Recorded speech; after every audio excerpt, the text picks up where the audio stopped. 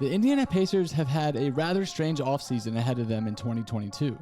On paper, the team definitely has had some intriguing pieces that can make a serious push for the playoffs. However, this team also doesn't have a high ceiling, barring major improvements from their players. The good news is that the Pacers have started to try and pry themselves out of this jam. Flipping All-Star center Domantas Sabonis for Kings standout Tyrese Haliburton and Buddy Hield was a great start. So in today's video, with the 2022 NBA Draft coming right around the corner, I'm going to give you the two biggest needs that the Pacers are going to have to address heading into that fateful night. Need number one, and this might be the most important need of all time. They need a superstar. The NBA revolves around its stars, and that's just the reality of the situation of the league nowadays. Rarely do you see teams that win consistently without a true superstar leading the way. If you want to make it big in the NBA, you need to have a player who can carry you to great heights. Unfortunately, that franchise player isn't on their roster quite yet. There was hope that Myles Turner could be that guy for the team. Over the years though, it's become increasingly clear that Turner's ceiling is a solid second option on a winning team. He'll get you the points, no doubt, and your help on your defense, but he shouldn't be the guy that runs the entire offense. The Pacers do have a pretty good roster on their hands.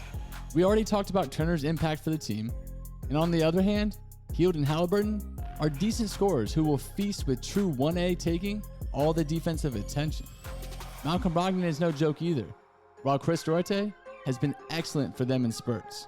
Now, I'm not saying that the Pacers have to trade for an established star within their draft assets.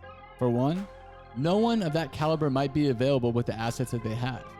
Instead, what they need to do is they need to find a player in the draft that has the potential to be the guy for them. With the 6th overall pick at their disposal, there's plenty of great options for them. That leads me into need number two. They need to put defensive pieces all around this roster. The last great Pacers team back in the 2010s made their mark on the defensive end of the ball. With players like Paul George, Roy Hibbert, David West, and Lance Stephenson, we all remember those days. That team made life absolute hell for their opponents. Led by a defensive-minded coach in Frank Vogel, the Pacers dominated most of the Eastern Conference at that time. The Pacers of now are far from that defensive powerhouse we saw before. They do have one of the most underrated shot blockers in Myles Turner.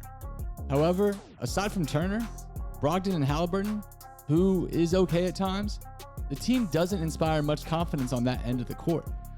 We have all heard the old cliche, a winning team starts with a winning defense. The Pacers need to do everything in their power to bolster their defensive potential, whether it's adding a defensive-minded wing in the latter stages of the draft, or acquiring a cheap option in free agency. They need to pull the trigger on that move. One prospect I want to talk about before we close, it's Bennedict Mathurin. He's a former Arizona Wildcat, and he's projected to fall within the 8 to 10 range in the 2022 draft. And a lot of fans are really liking this guy. He's playing in the wing positions.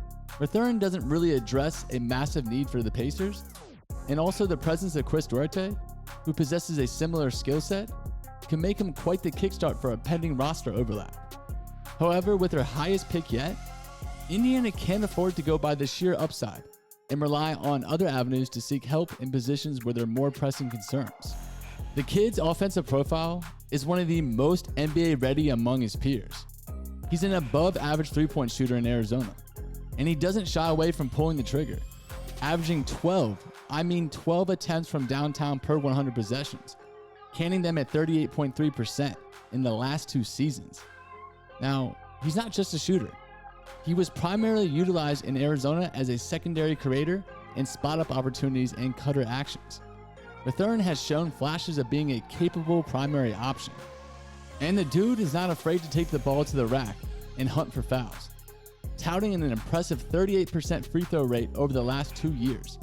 His assist numbers have been relatively low, but he has been reliable operating as the pick and roll ball handler. Overall, while Mathurin can be too trigger happy, he does so with relative efficiency. He has a 59% true shooting percentage, which is a great figure for someone averaging 22.2 field goal attempts per 100 possessions. The only true knack on his game is defense. He has the size and length to become an efficient, switchable defender, but he has been rather inconsistent on the end of the court for the Wildcats, often getting out of position and barely racking up deflections. His rebounding also needs a lot of work, though his 5.6 boards per game this season is a positive sign. Overall, there are a few red flags in Bennedict Mathurin's profile.